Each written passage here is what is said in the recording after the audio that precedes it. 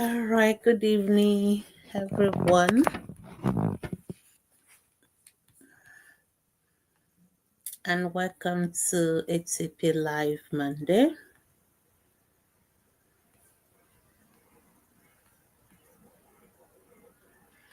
Good evening, whichever platform you're watching us from, on Facebook, on YouTube, on Instagram.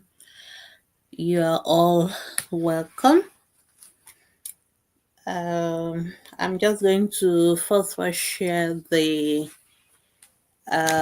link, the videos to all our various platforms, and then we can start. So, how has your day been? I hope it's been a wonderful day. All right.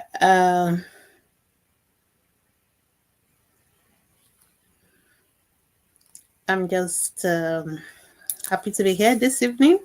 So this is ATP Live Monday, brought to you by Ask the Pediatricians Foundation. We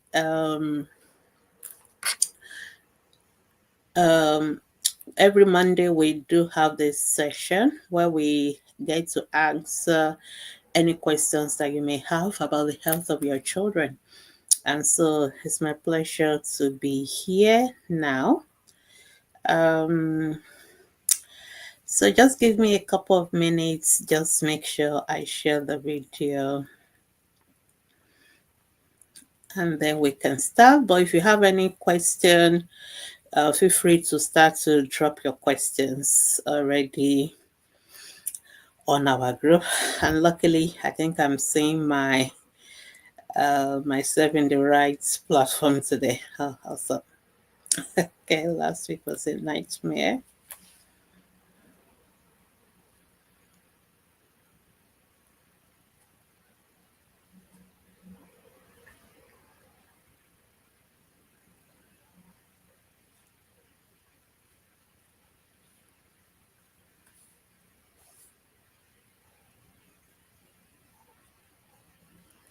Thank you so much for those of you who are joining us. Uh, don't be lost.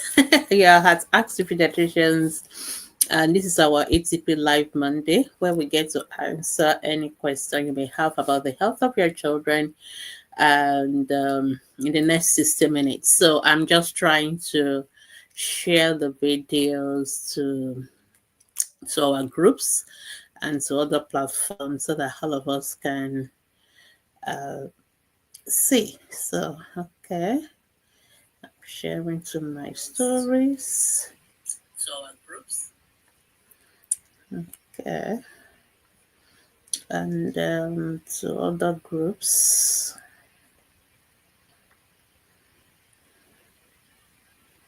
Oh, we're all getting ready for Christmas. All right, it's that time of the year. Okay, and let me just pin it as well so that people can see it, because some people are like, oh, I didn't say it. So when we pin it, you can all see it. Okay.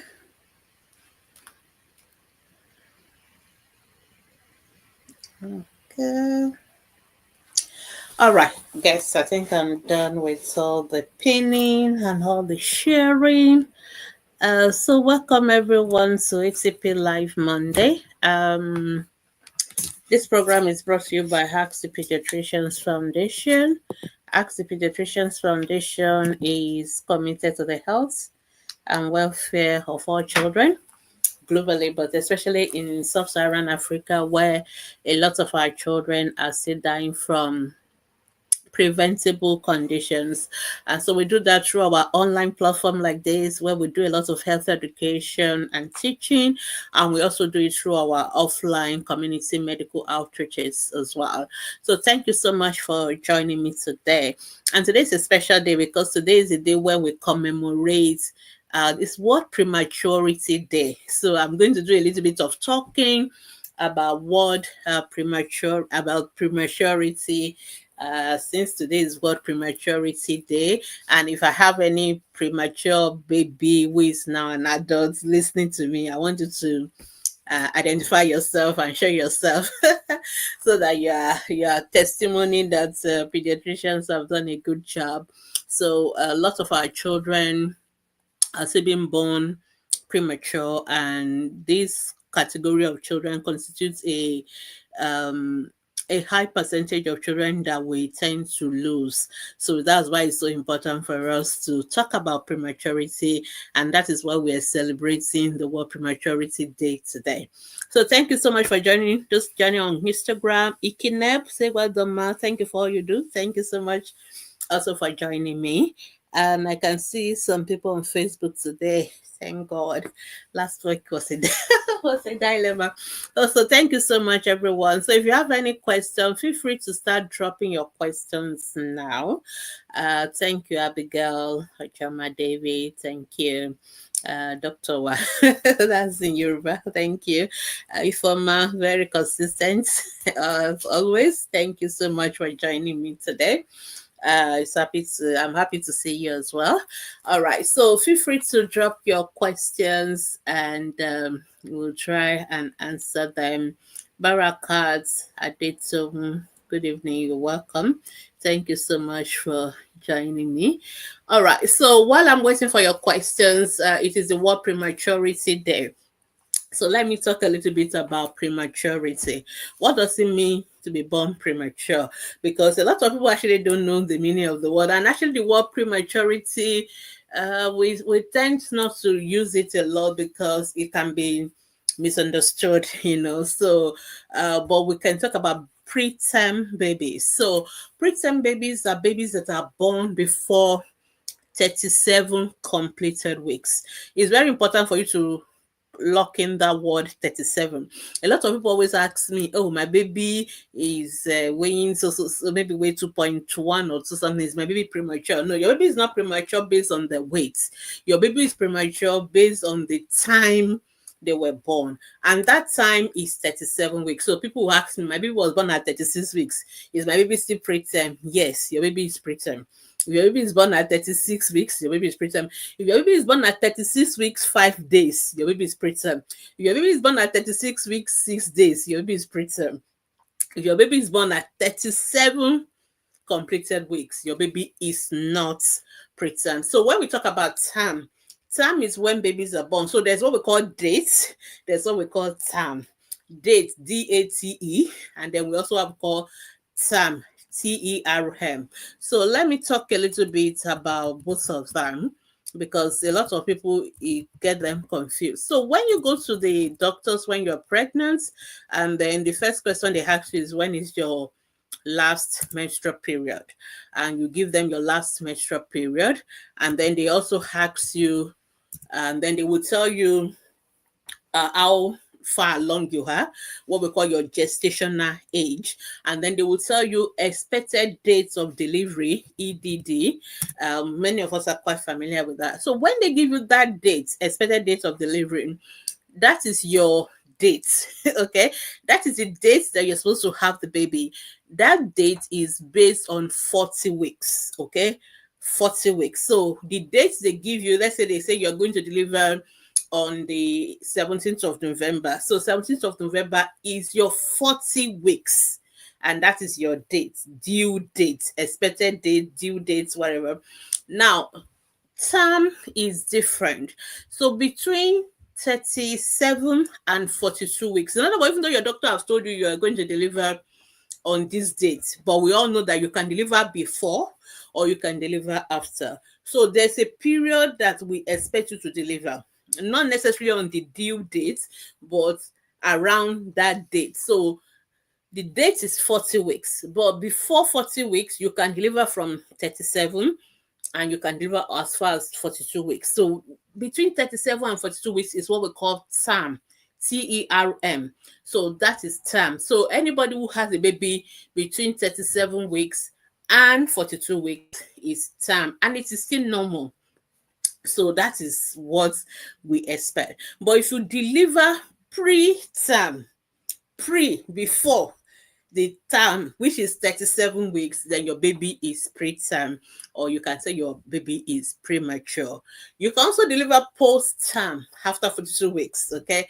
But you can also deliver post-date, okay? Post-date is if you deliver after 40 weeks, but not necessarily post-term, but post-term is 42 weeks. But today, I'm focusing on the preterm. So that is why I have to give you that definition of term. So the fact that you deliver your baby before the 40 weeks, before the due date, does not mean your baby is preterm.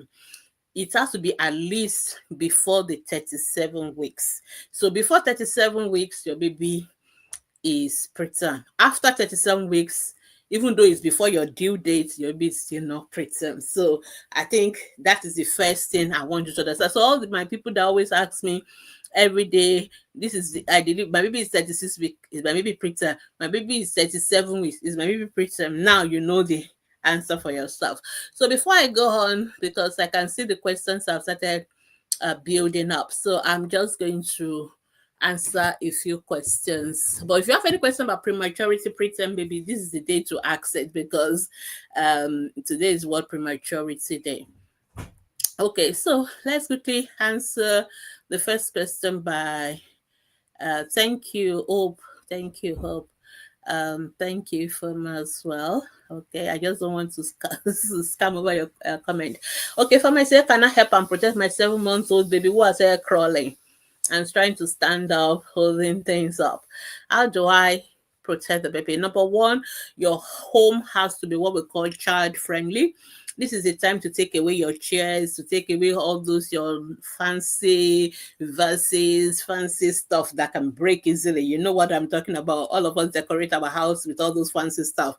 When you start having a crawler, a toddler, an infant that is crawling, you need to take away all those things, and you need to make the house as free as possible of encumbrances. So there are many ways people do it. There are people that will have a baby pen, like it's a kind of arrangement where the baby can sorry, my ring light is messing up. It's a kind of arrangement where your baby can a place where the baby can do all their crawling without necessarily, getting out and hurting themselves. So if you have a playpen, you can put the baby in a playpen. So it's more like a rectangle, and you know that anything the baby is doing in that place, the baby is safe. So if you can have a playpen, that's a good idea. Another option is, even if it's just your regular room or the children's room, just make sure you remove all these things that can hurt the baby. Put in like a normal baby mat so that the child can have room to move around without too much of something to pull or to hold on to. And of course, you can never leave them unsupervised. So you always have to be constantly supervising them. I know it's a lot of work. So, but if when you are not ready to supervise, you are busy in the kitchen, you can put them in a playpen, let them be, in a place where they can move around but not able to come out and not able to hurt themselves. Or, when you're busy and you can't supervise, then you have to put the baby either in the chair, or you carry the baby with you until you are able to be there, sit down and monitor the baby. Luckily, it's just a phase. By the time they're about 1 year, they are standing up and walking, which is another monitoring on its own. But unfortunately, we just have to have your eyes both in front and at the back of your head all the time once you have these young crawlers, because they are very fast and accidents happen in splits of seconds. So the most important thing is to prevent. So look around the house. What are those things that this child can pull on and can hurt themselves? Take them off. Your TV has to be high up. It can't be at the table level. Things like that. Sometimes we just have to look and think about it, and then you figure it out, and then you monitor the children constantly. Okay, blessing. He's say good evening, Dr. Thank you. I'm a first time mom. Hey, should we ring the bell for the first time mothers? Okay. My 6-month-old baby has refused taking pap. Okay. You introduced mashed potato and egg yolk, which she was taking at initial, but started showing refusal. I felt it does not like the egg yolk, so I stopped the egg yolk, and it's taking the mashed potato and make very fine. In fact, before I get to the mouth, he has opened it. I'm scared it doesn't contain the 4 classes of food. My question is, what can I add Okay, your question is so long, I can't see the bottom of it, but I got the gist. Okay, so that is fine. Number one, it's not written in the constitution that the baby has to take milk, pap. So the fact that baby doesn't take pap, there's nothing wrong with that. There are so many other things your children can take apart from pap, apart from even the potato, the mashed potato, and all that. And even for the egg, it has to be full egg. Stop you. I don't know where people get the impression that it's only the yolk that they should give. It should be the full egg. The full egg, the white of the egg is actually the protein. So you need to give it as well. So it should be, if you're putting the egg, you boil the egg. You can cut the egg into pieces. And when you're putting it, I hope you're not putting the raw yolk. I hope it is cooked egg. Don't give children raw yolk into the food. It's not pleasant, and we don't recommend it, and it can also be contaminated with what we call salmonella and can cause typhoid and all that. So we don't recommend ever giving children raw egg, and it has to be cooked, and it doesn't have to only be the yolk. It is the full egg that the child needs. Okay, and the way you are talking, you seem to be focusing on giving only one kind of food at a time. That is not the idea. The idea for complementary feeds is to give variety. Okay, so it's not like your child should just only be taking potato and yolk all day and for the next 1 month. No. So it's okay for the child to take potato. Other time it could be mashed rice, it could be mashed yam, it could be other food. So there are variety. So since you're a first time mom and I hope you're on our Facebook group, I will recommend strongly that you go and watch our guide session on complementary feeding. If you watch the guide session on complementary feeding, we have all the information you need there. Okay, even the part that you say your child doesn't want to take, it may just be that you need to offer it because your baby is just 6 months. So how often have you offered that part before you gave up? And is it the part that you didn't put any sweetener, you didn't put dates, you didn't put sugar, you didn't put nothing, and it's just bland? Or even your normal milk, the baby's formula, you can use it to sweeten the pap. It doesn't have to be watery pap that you want to put in a bottle. It has to be thick, porridge, like something that when you take, the way I normally demonstrate is that when you put the pap on the spoon and you turn it upside down, it should not fall. That is the texture.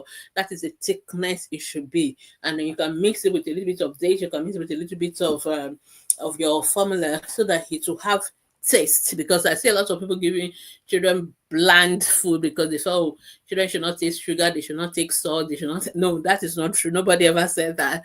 What we always recommend is moderation.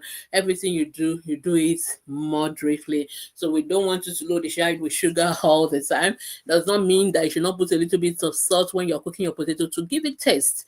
Just like you also won't take like food that doesn't have taste. The same thing with the kids. So these are the things that we recommend. So, but we have a lot of resources on complementary feeding. I think that's one question that we have answered and we have thoroughly trashed. There are a lot of videos already completely on complementary feeding, on fussy eaters, all that. I would recommend you go to our website, our YouTube channel, our Facebook page, watch those videos. Just type in complementary feeding to bring them all out.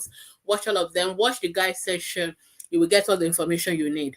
The most important thing when it comes to complementary feeding is having the right knowledge. So, and you'll be on track. And remember, you keep breastfeeding as well. Also, pay attention to the quantity. Remember, the quantity you are giving to a 6-month-old. It's not that much because a lot of people want to convert the volume you are giving as liquid to the same volume you want to give as solid. No, the quantity you give as solid is actually smaller because it's more calories per that small quantity compared to that of milk and all that.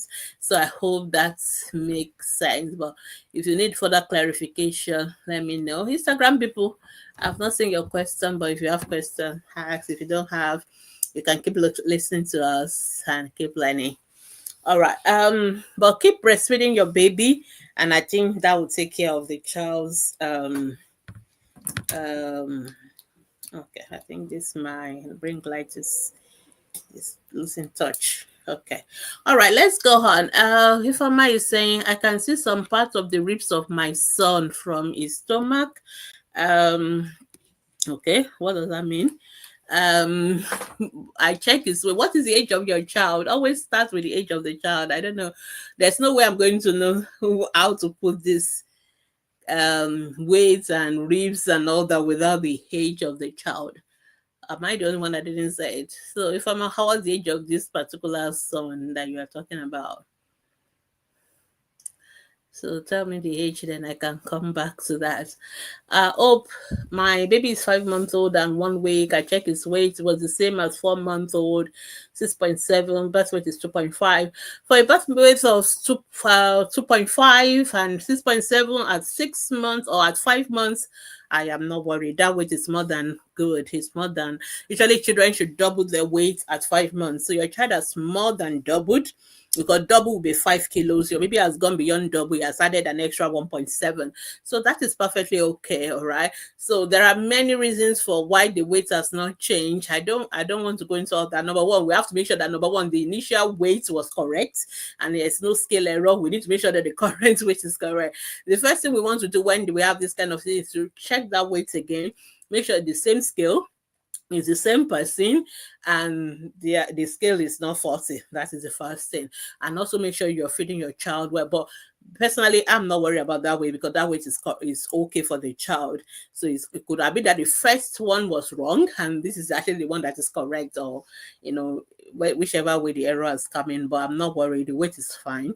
So I'll just recommend keep breastfeeding, and you can recheck again at your next immunization. I think your next immunization will be at 9 months, but unless you are going for the vitamin A has 6 months, which is fine. All right. I would like to know the quantity of food. If the quantity of food matters, the quantity of food matters for everybody. The quantity of food matters for everybody. There's a quantity of food we expect for every child based on the age, based on the weight. Okay. So for babies on breast milk, there's also quantity. And people may not know, but it's possible to overfeed babies as well. So if you go to the guide section, we talk about this quantity and frequency of feeds. For a 7-month-old, they should be breastfeeding, and then they can have 2 to 3 complementary feeds, in fact just 2, and then they should have like 1 snack. So, and the quantity of that each feed should just be about half a cup.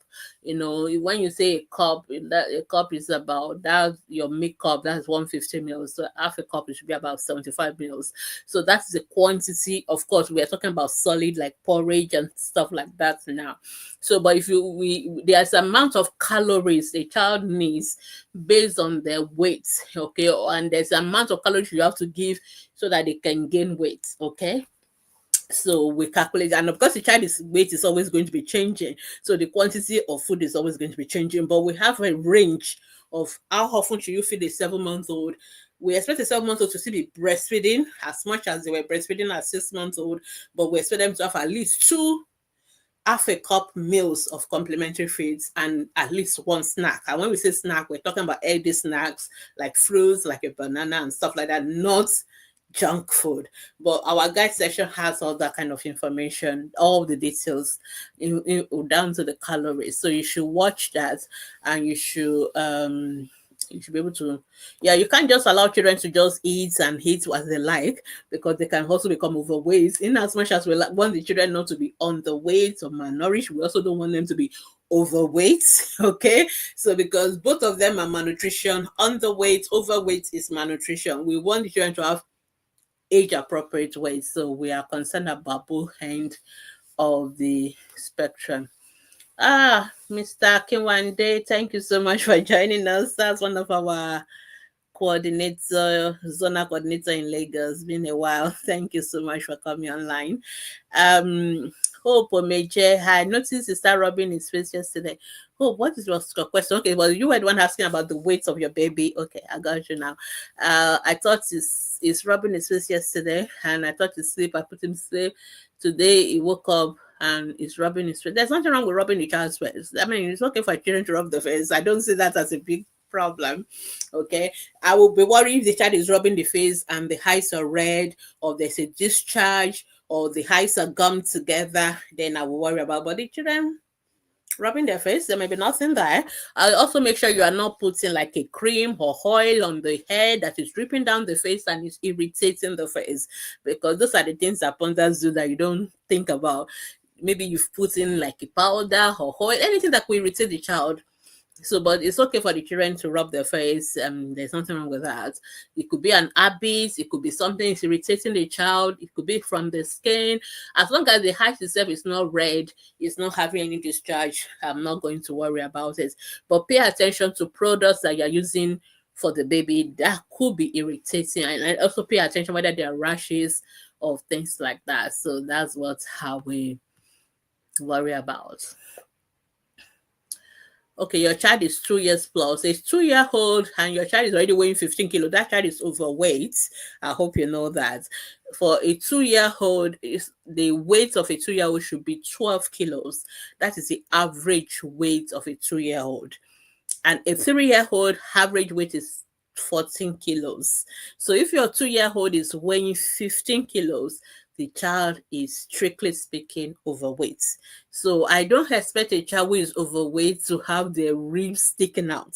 So there are two possibilities here. It's either the weight itself is wrong, especially if it is your own scale, because all of us have these are bedroom scales, which are not as accurate as the hospital scale. So the first thing we need to do is to go and recheck that weight. Or if that 15 kilos, I don't know whether it's something recent or something you've measured maybe a couple of months before you notice the ribs or whatever. So the first thing I want you to do is go and check that weight again. And we rely on the weight, okay, to decide whether a child is age appropriate or not, and not necessarily on parental subjective view. Okay. I mean, the children have ribs, so but you are the one saying you're seeing the ribs. I mean, we have to see it first. Sometimes there's really nothing there. But I think the most important thing for me is to actually get the correct weight of the child. So I'll recommend first that gets the weight checked again, and please preferably check it in an hospital setting using their own scale, and make sure the child is not overclothed. Just light shirts or pants is fine when you're checking the weight. The child is not holding on to the way we check the weight is as important as the weight, because if you don't measure it correctly or use the right scale or use the faulty scale, we're going to get the wrong information, and that will uh, make us take the wrong decision. So the right thing first, to check the weight, and I'm not going to be worried about a 2 year old. Actually, I'm going to be worried about a 2 year old who is weighing 15 kilos. I'm going to be worried about the child being overweight rather than the child being underweight. So recheck the weight first, and then since you're always a regular, you can let me know at the next time. And then it's about, you don't need to do anything. Just make sure your children are eating healthy. Your 2 year old should be eating 3 to 4 times a day and having 1 to 2 snacks, healthy snacks in between. So that's what I would recommend for your 2 year old. Okay. Blessing is still here. I can't see any question on Instagram, so let me go back to Facebook. And I'm still talking about prematurity, so don't let me forget that. Blessing saying, I would like to know if it is wrong for me to wash my baby's plate with liquid soap and sponge after each feed. So how do you going to wash it before? You're going to wash it with with sponge. So there are some things we don't need to overthink. Okay. Okay. You're a first time mom, so I'm going to I'm not going to bother you. All right. So you don't need to overthink everything. The same way you wash your home plate with your sponge and water and baby soap, whatever. That is how you wash your children's plate as well. Okay. I hope you're not feeding your child with a bottle. Okay, so don't feed your children with bottles. Make sure you're feeding them with a plate, and you wash your plates immediately. And that's it. There is no special way to wash it. You don't need to sterilize plates and spoon and cups. Just wash them, dry them, and that is it. There's no any special thing to do about plates and cup and spoon. All right. Your sister said no need of washing. No, your sister is wrong.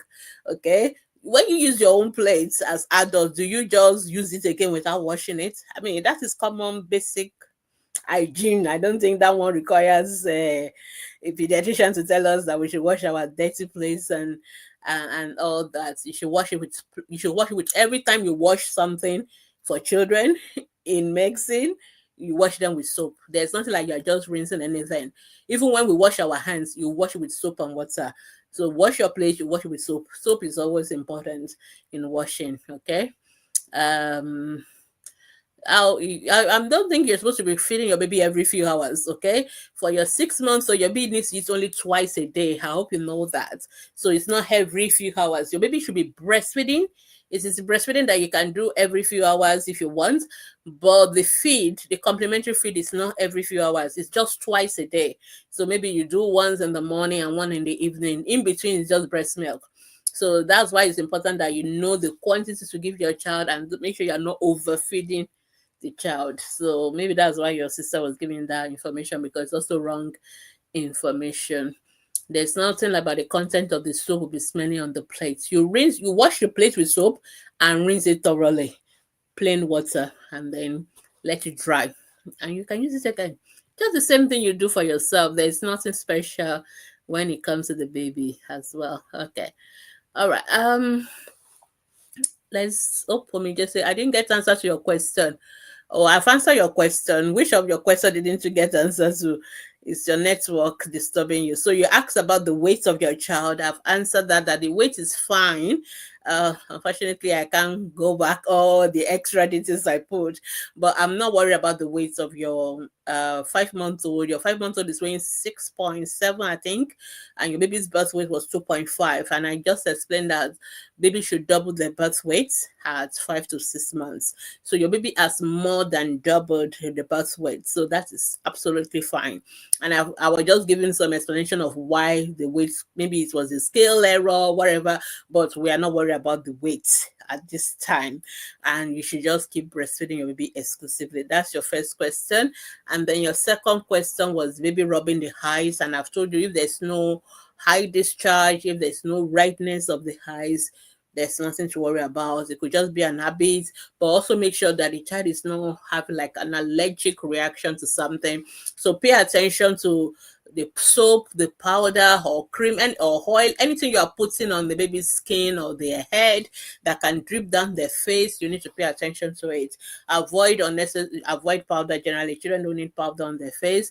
Avoid too much oil on the scalp. Just a drop or two is enough, so that it doesn't keep dripping down the face. And make sure you're using only hypoallergenic products, nothing fancy that can make the child very allergic and all that. So I think those are the questions you asked, and I think you've gotten the answers to them. But if not, just let me know which one you are still not sure, and we'll see whether I can still squeeze it in again. All right.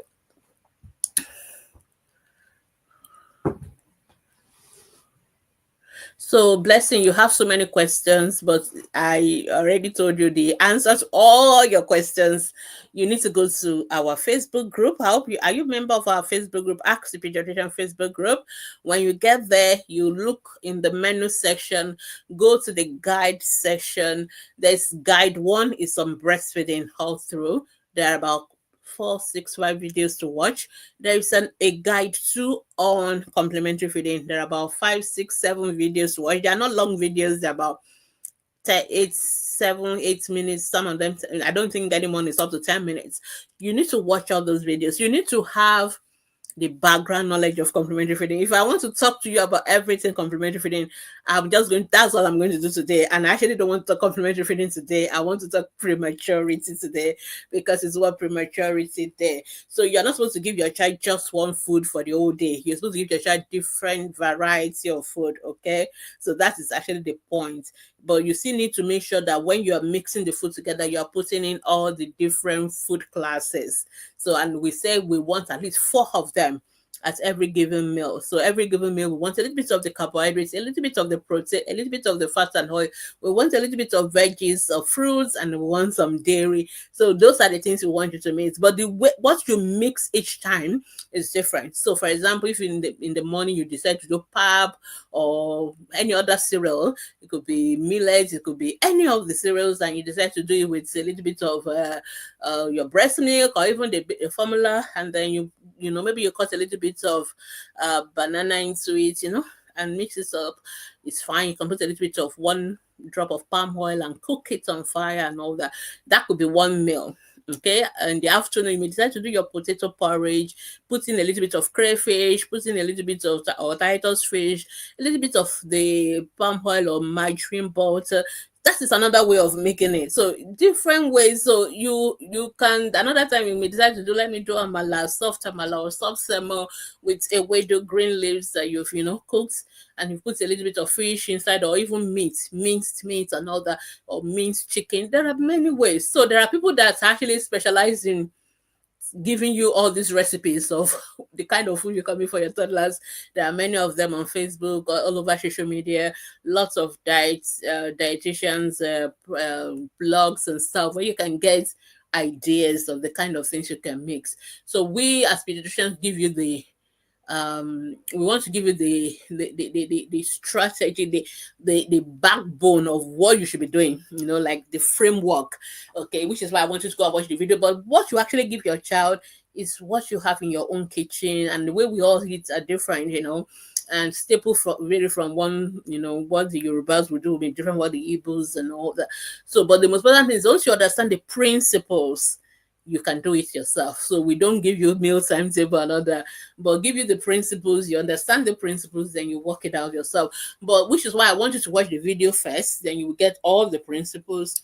You get information about the quantity, about the frequency, about also what not to give your child, because the people give a lot of things that we don't want. We don't want to give your children junk food, all those packaged juices and stuff like that. So watch all that, and then I'm sure you'll be fine. But if you still have more questions, you can always come back to us on that. Okay, you check the weight at the chemist store. How rather you go check it in the hospital. Most of those stores, those bedroom scales are not as accurate. They are not as accurate as the our skills in the hospital. So I usually will not rely much on them. It's good to use them as to have an idea, but to be very sure, actually now that you are worried, rather you check it with the doctors properly. Okay, thank you. um Okay, you asked a question. Is it okay to see partially digested food in your? Yeah, you can see it. Yes, we call it toddler's diarrhea. It's nothing to worry about. It's okay. There's nothing to worry about. So it's okay. You can see a little bit of the beans, a little bit of vegetables in their stool. It just means that the food rushed a little bit through and was not properly digested. It's just occasional stuff. It doesn't always continue and need to stop when we don't want you to worry about that at all. And it doesn't mean the child needs to take flagy or ORS or I think you don't need to do all that. Just leave it alone. All right. Okay, I think I have a little bit of a break. Instagram people, I can see questions. Okay, so let me go back to prematurity. So I've talked to you about what is prematurity, babies that are born before 37 weeks. Why is it a problem? Okay, why is it an issue for pediatricians? Why are we worried about prematurity? Why are we celebrating World Prematurity Day? Now, babies that are born too early, they have a lot of difficulties because their body is not yet ready for the outside world. Okay, so because their body is not yet ready for the outside world, they are at risk of many issues. In fact, so most of our babies that died in that first month of life, majority of babies that died in the first year of life. And out of those people that died in the first year of life, 2/3 of them would die in the first month of life, okay, and the first week of life. And the babies in this category of babies that are dying in the first month of life, the most common reason for that death is prematurity. So we don't want babies born too early. We don't want them born before 37 weeks. We want them to stay as much as they can stay in their mother's womb, at least 37 weeks before they come out. Number one, if they are born, especially born before 32, 33 weeks, their lungs are not yet mature. So they are prone to what we have, they can have what we call chronic lung disease or prematurity. They may not have taken enough blood from their mother, so they can have anemia of prematurity. Their brain is not fully mature. Even just holding them and shaking them a little bit, they can bleed in their brain. And when they bleed in their brain, they have brain injury, and they can have cerebral palsy and other neurodevelopmental, disabilities and complications in future. And the same thing with almost virtually all the organs of a premature baby, they are at risk. So that is why we want babies to stay as much as they can stay in their mother's womb, okay, because of all these complications. And so usually when babies are born too early, before 37 weeks, then we have to compensate for all these difficulties that they may have. And no matter how, and when we even talk about prematurity as well, even among these babies, any baby born before 37 weeks is preterm, but we also divide them into three categories. We have what we call the late preterms, those ones that are born around 32 to 36 weeks. Those ones, even though they are still premature, but at least they are not as premature like those that are born around less than 28 weeks. So, depending on how late they are born, the closer they are to the 37 weeks, the chances that they are going to be okay is higher. But the farther away they are from 37 weeks, the chances that they will not survive or they are going to have very severe disability is higher. Okay, so in fact, before we used to say babies born below 28 weeks cannot survive. We don't even want to count them. But now our technology has increased, and I think our youngest survival is 20 weeks. So a baby who was born at 20 weeks, more like I think we've had 20 weeks surviving, so we've been able to keep them alive. Of course, some of them are still going to have a lot of complications. We are able to keep them from dying, but I'm not sure whether we're going to protect them from those complications in future. So the younger the babies, the more complications they can have. So that is why any preterm baby that you see alive today, you can call them warriors. They are survivors, because it's not an easy thing. And of course, the stress, some of them have to be in the hospital for the first 3 months, 4 months of their lives. I'm sure if I have preterm mothers on the call, they will be able to testify to what I'm saying. It is so stressful. It's so stressful, number one, to make sure they're not going to die from all the acute complications, and then even after you think you've survived and they've gone home, they can still die from very silly stuff like diarrhea and all that. And even when you think, okay, they survived, then when they become older, you are dealing with things like cerebral palsy, you are dealing with this then learning disability, intellectual disability. So some of them are still having their chronic lung problems for a long time. So it's a long battle for premature babies. So as much as possible, we want to prevent. So when we talk about prevention in medicine, we talk about primary prevention, secondary prevention, and tertiary prevention. The primary prevention is that we don't even want the babies born preterm at all. And most of us, even this survivor I'm talking about, I'm talking of where people have advanced neonatal care, where we have all those incubators, we have light 24/7, we have all these resources. We don't have that in third world countries like Nigeria. We don't have enough neonatal incubators. We don't have a lot of lights going on. And even for places where they have it, I'm sure when you are going home, they're giving you bills in millions of naira. So in fact, some places, before you even drop your baby, you have to pay millions deposit, even just to keep them on oxygen, because some of them will be on oxygen for months. And you can imagine how much is oxygen per day. It's a lot of money. So we want to avoid, if we can avoid baby, it's better the baby stay in their mother's womb. That's the best place to stay until 37 weeks. But if they are too ambitious and they come too early, they're going to give the pediatricians a lot of work to do. And it doesn't end even after we manage to survive the first month, then we're still dealing with complications that may go on for life. So we want to prevent premature. That is the first primary prevention. If no matter what we do, because of all these obstetric complications, so maybe we'll still be born preterm, then we want to make sure we take care of them adequately. And it is not every doctor that can take care of preterm baby. It is not every pediatrician that can take care of preterm babies. Have to be in the neonatal care, and most of those neonatal have to have their even degree of them. So we have what we call neonatal intensive care, special care baby unit. You need to make sure the pediatricians, the baby is born in the right hospital, and we have to do the right thing right from the first time they are born, the way we feed them, the way we handle them very gently, because any little rough handling, they can bleed in their brain. We are monitoring the brain, we are monitoring their lungs. Sometimes we need to give them oxygen, CPAP. We need to feed them. The way we feed them is different because they can also have their intestine can become dead. They can have gangrene if you give them formula. That's why breast milk is still the best for anybody. They can have what we call necrotizing enterocolitis. So many complications. So their care is a very intensive care. Sometimes they can stop breathing. They have what we call apnea of prematurity, and we are running to make sure we remind them to keep breathing, please. Don't stop breathing. So there are so many complications of prematurity. So, but we have to monitor and care for them. It's expensive, it's intensive emotionally and even financially for the family and all that. But the pediatricians will do our best, okay? And then they go home, and then we still have to keep following them up. I always tell mothers, some mothers think, oh, also give my baby and I'm leaving the NICU. That is all. That is not all. That is just the beginning, because every baby who was born premature needs to be monitored, needs to be followed up.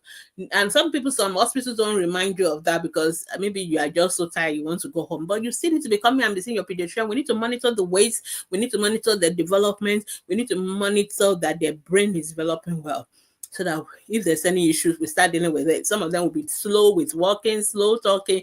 We need to physiotherapy, we need speech therapy, we need all these therapists also working with them. So it's a long journey. So, but if we can prevent the prematurity, that will be the best thing.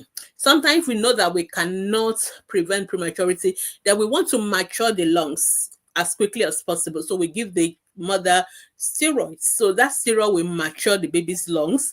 That will help us reduce the problem of respiratory distress syndrome and all that as well. So many things we try to do, and sometimes they are born too early. We have to monitor the brain. We're gentle and all that. So these are how we manage our premature babies.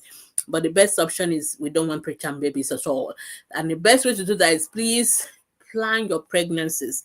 A lot of us just get pregnant anyhow, and not anyhow, but we don't take precautions to make sure that we get pregnant only when we need to. I see a lot of mothers, they've just had CS and then they will get pregnant again so soon, and they'll Dr. Boye, I'm pregnant again. As if the pregnancy fall on you. The pregnancy didn't fall on you. There are things you need to do to get pregnant. Okay, if you didn't do them, you will not be pregnant. Okay, so if you're taking your precautions, use contraceptives, you will not be pregnant. So if you are pregnant 2 months, 3 months after having a baby, you are responsible. Just take responsibility for it. But the challenge with that kind of issue is that you can have that baby premature, and then we're going to end up with all these complications of prematurity because your womb is not ready for another baby. You're already stressed. You have not recovered from one. You go and have another pregnancy. You're going to have that baby too early. Those are the complications we can have, which is why we want to space your pregnancy 2 years in between. Recover fully before you go on another journey, okay? And once you're pregnant, please register for antenatal care. Every pregnancy is not the same. The fact that you had a smooth sailing pregnancy in the first time, I see mothers telling me, oh, I've not even registered for antenatal care. It's 5 months already, 6 months already, because they just so overconfident. That does not mean you can deliver that baby premature, because we never know what complications you're going to have, hypertension, diabetes. We need to check for all these things. We need to monitor, okay? So please take your folic acid as well. Before you even get pregnant, you should be taking your folic acid. Once you're a woman that can get pregnant and you can have a baby anytime, you should be taking folic acid every day. 1 tablet a day is enough. So you need to take all these precautions. Go for your antenatal care. Let your doctor check you. We treat you for malaria. Why do we prevent malaria in pregnant women? Because malaria is one of the reasons you can have your baby premature. Because if your fever is too high, you can have the baby premature, and then we're going to be dealing with all this. Some mothers like, oh, I want to have twins, I want to have triplets, I want to have quadruplets. It's good to have them, but they are more likely to be born premature. Yeah, so it's better you have your single babies at once. I'm telling you, I know most of you want the twins and triplets. Most of them, sometimes we escape, but most of them are born premature and they are at risk. Sometimes we end up losing one, losing two of them. Sometimes sometimes we will lose all of them if they are born too early. So don't do things that will make you to have twins and triplets. Some of you will go and be taking too much of all these fertility drugs so that you can have twins and triplets. Your babies are at risk, okay? It's better to have one baby at a time than to have 3 or 4 or 6. They can be born, but they're going to give the pediatricians a lot of work. And then the complications are plenty. So we want to avoid that. So those are the things we do in terms of avoiding babies being born premature. I don't know whether there's anything I've left. Make sure you take your tetanus toxoid. Don't use drugs anyhow. Don't go expose yourself to radiation. Don't go visiting people when you are pregnant so much, because some of those children may have viral infections. They can have CMV, they can have measles, they can have chicken pox. It's not good for a pregnant woman to be exposed to this kind of infection, because you can have your baby premature because of that. So these are things that we need to do to avoid, prematurity. But unfortunately, no matter what you do, some babies can still be born premature. Then we will deal with those ones one by one. And make sure when you make sure you register for antenatal care. And when you register for antenatal care, make sure that you register for antenatal care appropriately. I see a lot of first-time mothers registering with midwives. If you're a first-time mother, you have no business being registered with a midwife. You should be registered with a gynecologist obstetrician. There are some high-risk pregnancies. If you already have heart problems, you already have kidney problems, you already have problems with your own health as a mother, you have no business registering with a midwife or private hospitals. People who don't know, who may not have that skill. They are good for normal, everything is good delivery. But when we are going to have complications, you need to be with the specialist. If you are the type that some of us have what we call incompetent service, you've been having miscarriages and what we call bad obstetric history, you need to be registered with a specialist. So a lot of us, sometimes we don't register with the right people, and then we are rushing late, because once you are registered with the specialist is monitoring you, they are putting you on bed rest, they are doing all those things, they are giving you the steroids so that they keep your baby as long as possible inside the womb. Sometimes we give you, even if you want to go into labor, we give you something to stop the labor because we want that baby to stay. We do all that. Only specialists can do that. Some private hospitals can do that. So if you are the kind of person, also you've had a premature baby before, so you must register with a specialist, because it can happen again. So those are the things you must also do. Don't go and deliver in the church, in the mosque, in Baba, Yalagbo, all those places. No, you have to be, because preterm babies, the way we handle them in that first time when they are born is so crucial. Otherwise, they may survive, but we're going to deal with the complications in future. So they have to be born in the right hospital right from the beginning. It's better to transfer them in the mother's womb rather than transfer them via incubator. And I've had scenarios like that. It was horrible. So we don't want to do that anymore. All right, let me answer the remaining questions. Roots of question. Is it possible for exclusive breastfeeding babies to have diarrhea? There's nothing impossible in medicine. In medicine, we say never, but it's very rare for babies on exclusive breastfeeding to have diarrhea. If your baby is having diarrhea, you need to check what you are doing. Are you taking a particular drug or something that can be passed from your breast milk to your baby, and when passed from your breast milk to the baby, that can make the baby to have diarrhea? So those are the things you want to avoid. So very unlikely, but usually it can happen. I'm never in medicine say never.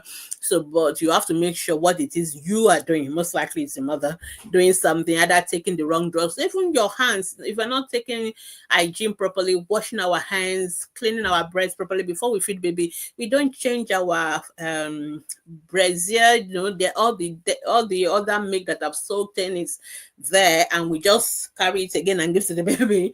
Those kind of things, the milk that is already out of your body can be contaminated, and if it's still lying on your breast and you just put that in the baby's mouth, a lot of germs may have gathered. So you just make sure you clean the breast, make sure you wash your hands, make sure you're not using any drug or anything that your doctor has not authorized for you as a breastfeeding mother, because you can't just take anything as a breastfeeding mother. There are things that are not compatible with breastfeeding. So before you use any drug, you must always clarify with your doctors first. Don't self-medicate. So that's what it means. Yeah, Abdul Hakim, you can ask your questions. Just today said what prematurity is, so that's why I'm doing a little bit of enlightenment of what prematurity, but you can ask questions, please. Thank you. How do you handle a 6-month-old baby that doesn't want to eat at all? Is your advice to feed them, to force them? No, okay, don't force any baby. I don't know why we even ask this kind of questions, because if you just read the news, you have the answer to that question. People are in jail because they force fed babies. I hope you know that. Even in US, there are people in jail today because they force fed a baby and the baby died. Baby can die from force feeding. Never ever force feed a baby. I don't know why I have to keep repeating this almost every week now, but please don't ever force feed a baby to hate. All these our old mothers method that they will one romo, so please don't do it. In other words, don't, they will close your nose, they will fall. No, please don't do that, okay? And the way to feed your baby, 6 month old is just learning to eat. Okay, a 6 months old should still be breastfeeding. So breastfeed that baby, just keep breastfeeding, and then you gradually introduce the solids. So when you first start, you give your baby is still 5 months, 5 months, 5 months, 1 week. Oh. So don't start complementary feeding yet. Your baby is not yet 6 months. You start your complementary feeding at 6 months. It's very important. And when you start, the first day it may be 1 spoon. That is okay. You don't have to force. At that 6 months, the baby's milk, 80% of the baby's food is still breast milk. So just keep breastfeeding the baby. Baby will not become malnourished. Baby is not going to die. You just keep breastfeeding, and then you gradually, like I was telling Blessing, it is just 2 meals a day that the baby needs. But even when you are first starting, the first day maybe 1 spoon. That's okay. Then maybe the next time it will be 3 spoons. That is fine. Then maybe 5 spoons. That is how you gradually build it up. Let's be patient. Let's not just always be in a hurry. I know as mothers, I know I'm also a mom. We have 1,001 things to do, and that feeding is just one of those 1,000 on our list to do list for the day. But please, when it comes to feeding our babies, we just have to be patient with them. Okay, let's be patient. Some babies are very good. You put anything in their mouth, they are just eating it. But there are some fussy ones. So please be patient with them. Be gentle, be patient, be persistent. And if you think you are running into trouble, you can please see us. Come to see the doctors. Come to see the dietitian, the nutritionist. We'll give you tips on how to do it. But please don't force feed the baby. The baby can die from it. And I'm not saying that to scare you. It has happened. Just Google it. You will see all the news of people. I mean, especially those who take the babies to daycare. They force feed those babies, and babies died. And the person will end up in prison. That is as simple as that. So please don't do that. Give your baby food with cup and spoon. Be patient, and we will get there. Okay. All right. Ruth is saying my baby has been stolen since birth. Seriously since birth. Okay. If your baby has been stolen seriously since birth, you should have seen a pediatrician. Number one, no baby should be stolen seriously from birth. Okay. And the question is, why is the baby stolen?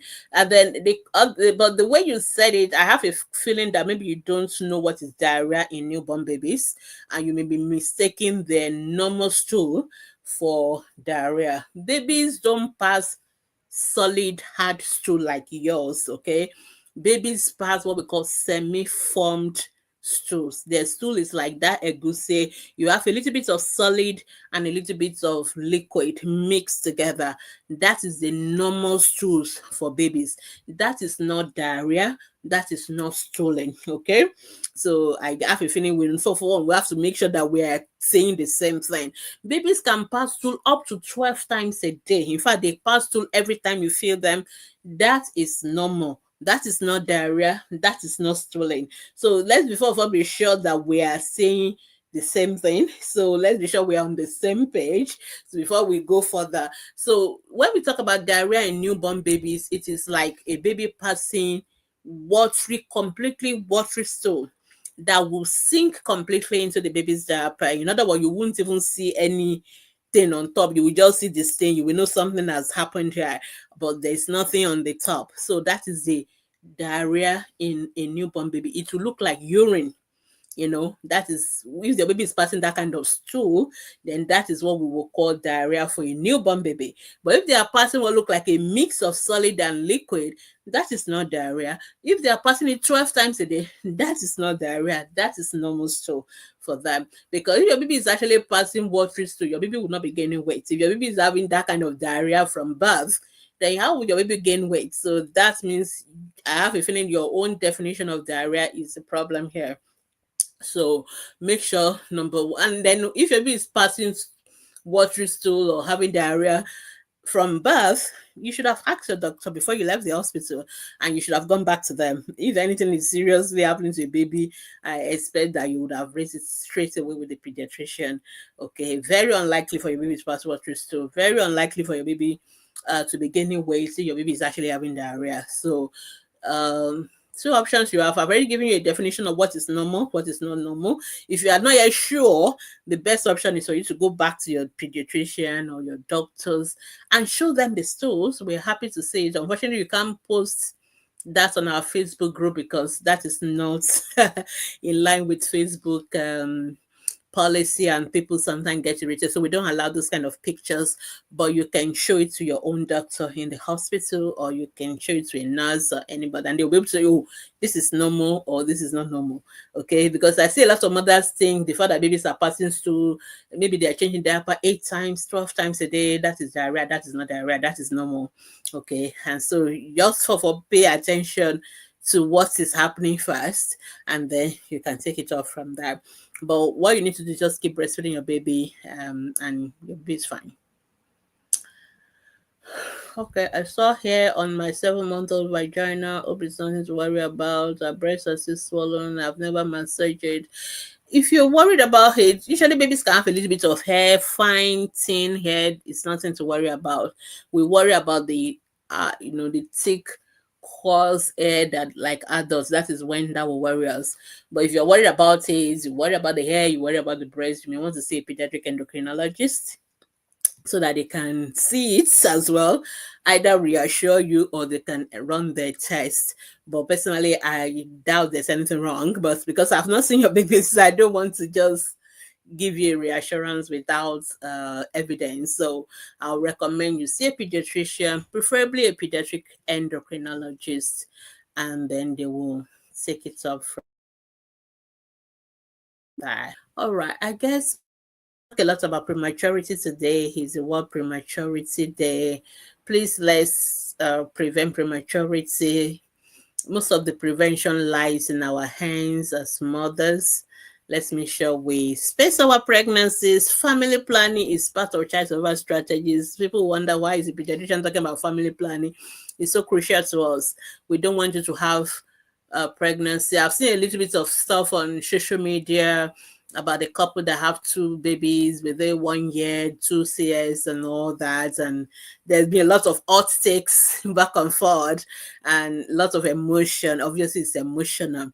Not only for the parents, it's emotional for the for the doctors. I hope you know that doctors also get emotional about some of these things, and it affects us as well. No doctor wants to lose the babies, and things like that. But that should not have happened. Okay, there's no excuse for having 2 babies in 1 year, having 2 CS in 1 year. There is absolutely no reason. No matter the emotion we're expressing, okay, please space your pregnancies. It's because every pregnancy is a risk. And if you had a baby, you've had it through cesarean section, you are double risk. Okay, you don't need to have another baby for 2 years. Okay, so it's putting everybody's life at risk, putting the baby at risk. At the end of the day, there's no point going through all that journey for nothing. So it's better to just be patient and go through it.